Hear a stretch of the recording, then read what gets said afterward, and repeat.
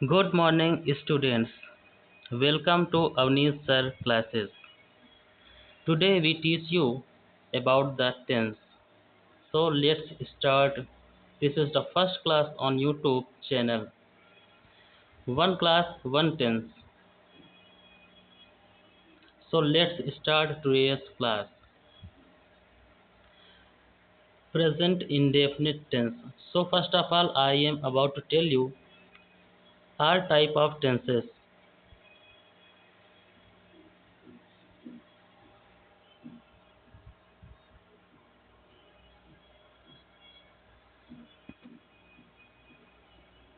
Colour change करते हैं मित्रों.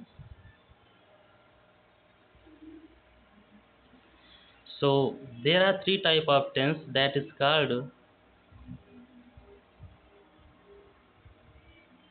present,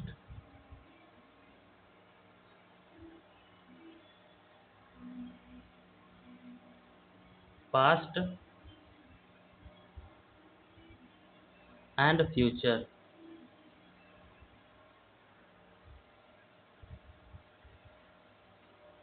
It is three type of tense and have their four types like present indefinite,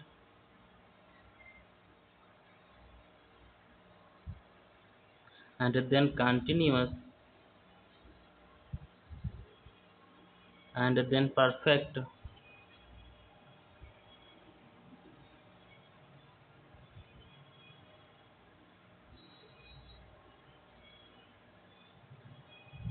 and then present perfect, present perfect.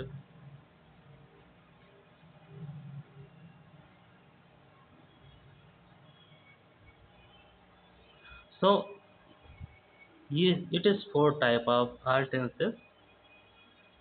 Let's we start present indefinite tense. Hindi में कहते हैं वर्तमान अनिश्चित काल. आज हम अध्ययन करेंगे इस सभी प्रकार के टेंसों का.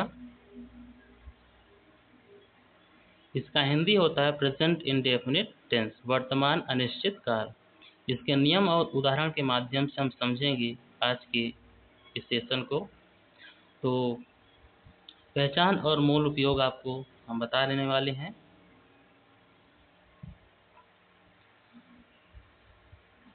तो वाक्य की पहचान आपको पहले देखनी है. जो प्रेजेंट इंडेफिनिट टेंस होता है उसके वाक्य में क्या क्या चीज़ें आती हैं.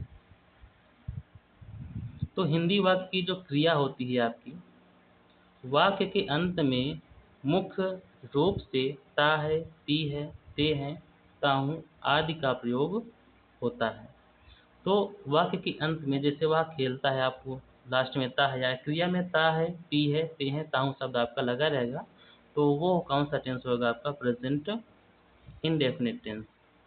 और नियमित आदतें, जिन वाक्य में नियमित आदतों का बोध हो, जो काम हम रोज करते हैं या नियमित रूप से दोहराए जाते हैं, जैसे मैं खेलता हूँ, मैं स्नान करता हूँ, वह विद्यालय जाता है.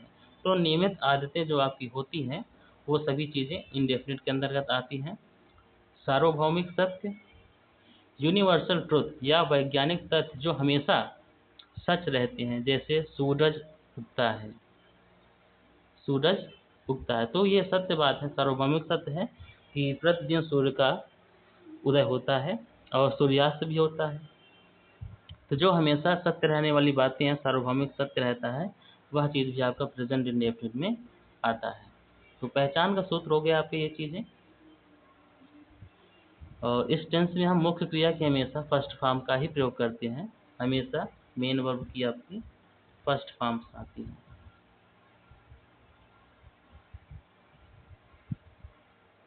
चलिए, जैसे हैबिचुअल एक्शंस आपके हो गए. हम अपनी दिनचर्या बताने के लिए हमेशा प्रेजेंट इंडेफिनिट टेंस का उपयोग करते हैं.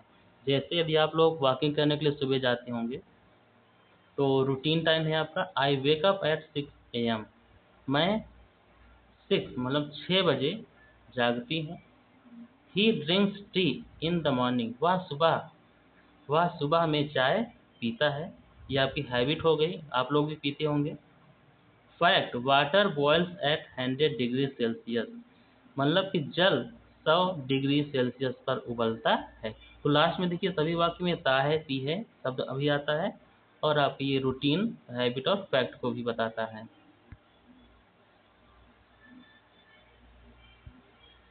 तो सबसे पहले हम अध्ययन करते हैं आज सकारात्मक वाक्य, affirmative sentence. Structure and grammar rules के बारे में हम देखते हैं।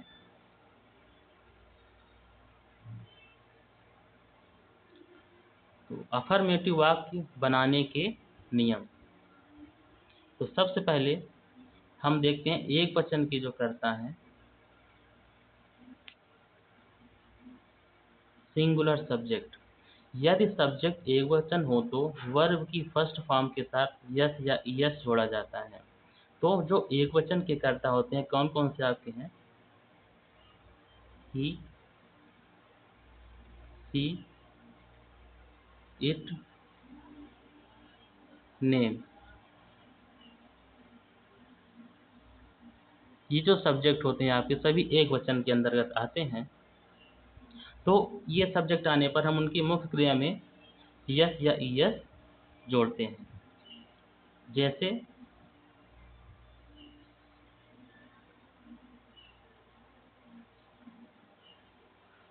वह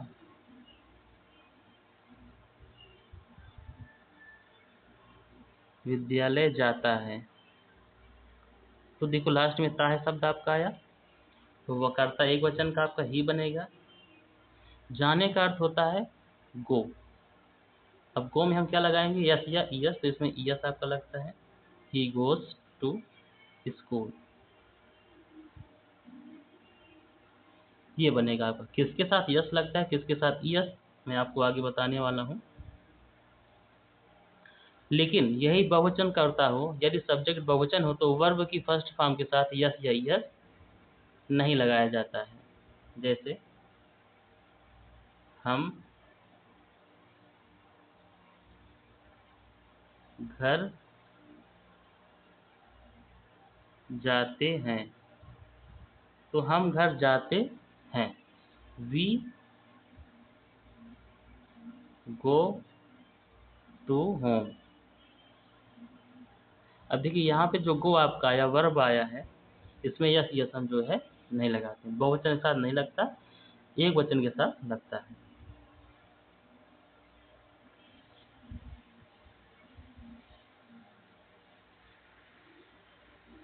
तो सकारात्मक वाक्य कुछ उदाहरण आपको हम दे रहे हैं, देखिए। जैसे वह स्कूल जाता है, ही गोज टू स्कूल। मैं क्रिकेट खेलता हूँ, आई प्ले क्रिकेट। बहुवचन के सब्जेक्ट हैं, देखो यस यस नहीं लगा है। सूरज पूर्व से उगता है, the sun rises in the east. एक वचन का करता है या इसमें आप सार्वभौमिक सत्य चीजें हैं, यस यस आपका लगा हुआ है। वे यहाँ रोज आते हैं, दे कम हियर डेली। बहुवचन का करता है, इसमें यस यस आपका नहीं लगा है।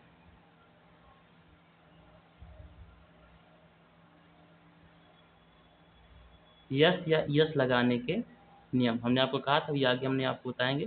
तो आप लोग इसका स्क्रीनशॉट ले सकते हैं कब आपको यस यस लगाना है। यदि क्रिया के अंत में यस ईएस कब जोड़ते हैं, आइए सीखते हैं। जब वर्ब के अंतिम अक्षर O, C H, S H, double S, X या जेड हो तो इनके साथ क्या लगता है आपका? ईएस लगता है। जैसे अभी हमने आपको देखा बताया था गो, लास्ट में ओ यार, इसके साथ क्या जोड़ा था? गोस जोड़ा आपने। कांस्टेंट वाई को हटाकर आई एस लगाया जाता है। या वावेल प्लस वाई हो तो सिर्फ एस जोड़े जाते हैं।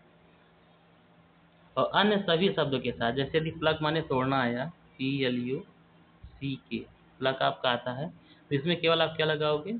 यस लगाओगे। इसमें यस लगेगा, यस नहीं लगेगा। किस स्थिति में आपका यस लगता है ये आपको देखो, कांस्टेंट साथ वाई हो या वावेल साथ वाई हो तो ये सब चीजें लगती हैं।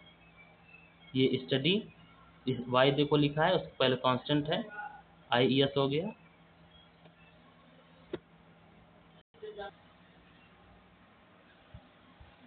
तो ये रहा आपका यस यस लगाने का नियम। इसके बाद आपका आता है नकारात्मक वाक्य, नेगेटिव सेंटेंस। तो नकारात्मक वाक्यों में सहायक क्रिया डू और डज लगता है आपका। तो डज नॉट का प्रयोग हम करते हैं सिंगुलर वर्ब, सिंगुलर सब्जेक्ट के साथ, ही सी इट नेम के साथ डज नॉट लगता है, आई वी यू दे के साथ डू नॉट लगता है। अब इसे स्क्रीनशॉट लेकर अच्छे से रख सकते हैं। तो सब्जेक्ट लिखना है आपको, फिर डज या डू जिसके साथ जो लगता है आपका। एक वचन करता होगा तो डज नॉट, बहुवचन का होगा तो डू नॉट। फिर मुख्य क्रिया की फर्स्ट फॉर्म, फिर उसके बाद ऑब्जेक्ट। नोट, डज आने पर वर्ब में यस ये यस हट जाता है। ये चीज आपको ध्यान देना है यहाँ पर। नोट में डज आने पर वर्ब में यस ये यस हट जाता है। तो चलिए कुछ एग्जाम्पल्स हम देख लेते हैं। वह चाय नहीं पीता है, तो निगेटिव सेंटेंस है आपका, एक वचन का करता है, he does not take tea. हम झूठ नहीं बोलते हैं, we do not tell a lie. Rohan पढ़ाई नहीं करता है, रोहन डज नॉट स्टडी। ठीक है बेटा। फिर आता है आपका प्रश्नवाचक वाक्य, वन टेंस वन क्लास, मतलब एक टेंस एक क्लास में आपका एक टेंस पूरा कंप्लीट पढ़ाया जाएगा इसमें। नेक्स्ट जो आपका वीडियो आएगा उसमें हम प्रेजेंट